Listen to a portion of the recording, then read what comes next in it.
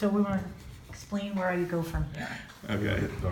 So we have the documentation for what's going to be submitted for approval for historic, and this has enough information in it for us to be able to prepare your bank loan documents as it relates to the cost for everything that's going to be involved in getting this built, taking into account just utilization of our designer selections package. So that way you have a place to start. So we'll get that all together for you.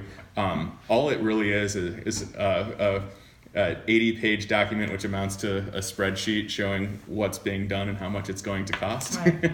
And then so from there you'll have what the bank is going to need, right? So generally, if you have some gray area, you'll want to inflate it a little bit, because if you don't ever borrow it, like I said, you're never going to pay on it. So you will make it a little bit bigger than what we would hope it would be, generally speaking.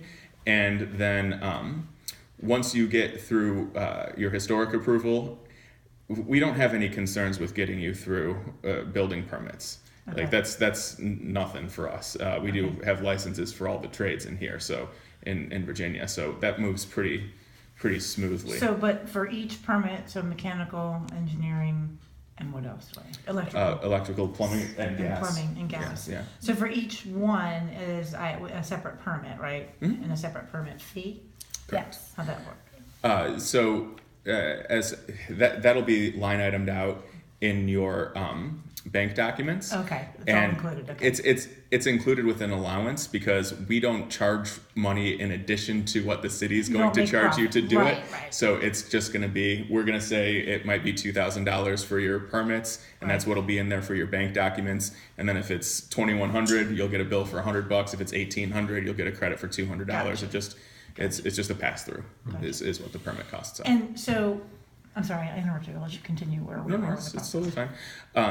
So once that's done, then once we have the building permit issued and we have a stamped set of drawings, and by then you should have the selections picked out if you're varying from what's in the designer package. So we'll have your selections spreadsheet in there, and then those will all be exhibits in your overall construction contract with us. So approved drawings, what's going where, how it's being built, any exploratory work that we have to do in advance, we'll do. So we try to know as much as we can up front. And then you'll have the contract from us that is just the same contract that we get to give to anyone that's building anything with us. Once that's executed, we'll put you on the schedule, and we deal with the bank. You don't have to worry about making payments at all. All you have to do is worry about approving change orders that you ask for or that come up as unforeseens. Gotcha. What's your, I'm not holding you to it, we want to be in our new house by Christmas 2018, setting expectations. But what is your ballpark time frame for what you guys have to do? I mean, this isn't that big of a space. It's not going to be, if it goes even remotely smoothly, it's not going to be 6 months.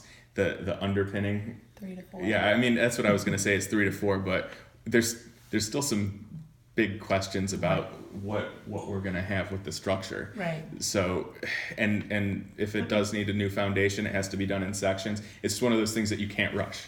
It will take 6 weeks to do that, no matter how hard we try. And like Nate said, you don't know until you see it. It could be the whole foundation, or we just finished a house that was built in 1900 that 3 places needed to be replaced. Right. So until even if we did test pits, it still wouldn't be a comprehensive, conclusive answer. Right. Because So you get in there. the foundation might be great, right, where we dig that test pit, but 10 feet down the row, there's no foundation. Gotcha. Yeah, and that's just